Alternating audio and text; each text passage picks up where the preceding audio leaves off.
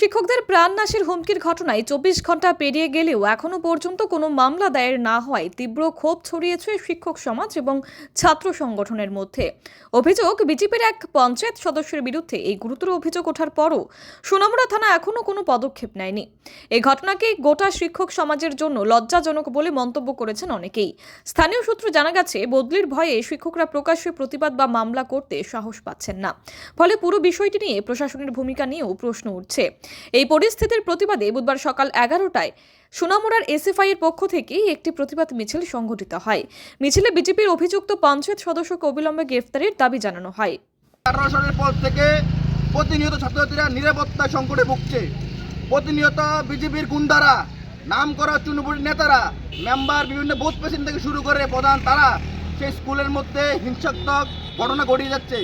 তারা চুনুপুটি নেতা, তারা গিয়ে স্কুলের সম্পত্তিকে নিজের পৈতৃক সম্পত্তি হিসেবে মনে করে কন্টিনিউ ভাঙচুর, লুটপাট সে ঘটনা তারা করে যাচ্ছে।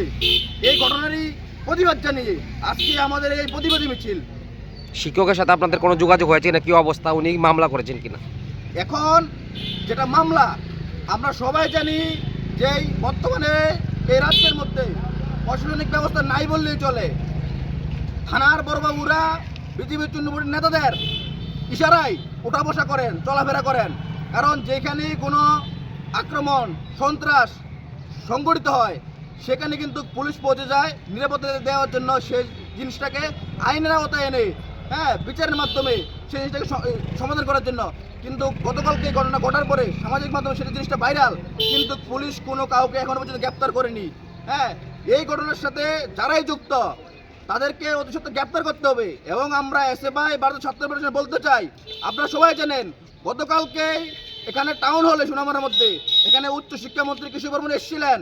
উনি এখানে ভাষণের মধ্যে বলছিলেন যে এখন ত্রিপুরা রাজ্যের মধ্যে সুশৃঙ্খল স্কুলগুলির মধ্যে, কলেজগুলির মধ্যে শান্তিপূর্ণ, ভ্রাতৃত্বপূর্ণ বিরাজমান করছে, সিস্টেম বিরাজমান করছে। কিন্তু তার কথা বলার সাথে সাথেই ওইখানে চন্ডাবাড়ি স্কুলের মধ্যে বিজেপি মেম্বার দ্বারা আক্রমণ সংঘটিত করা হলো।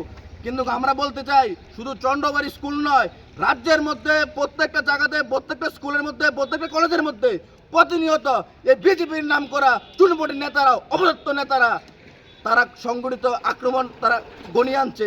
তারা প্রতিনিয়ত ছাত্রছাত্রীদেরকে আক্রমণ করছে। তাদের যে পড়ার যে সিস্টেম, তার পড়ার যে পরিবেশ, সেটাকে তারা বিনষ্ট করার চেষ্টা করছে।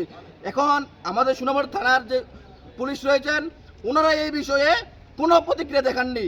কারণ যে ঘটনাটা ঘটা হয়েছে, এই ঘটনার পরেই কিন্তু তারা চাইলে ওই মেম্বারকে তারা অ্যারেস্ট করতে পারে। Bureau report, PV north east.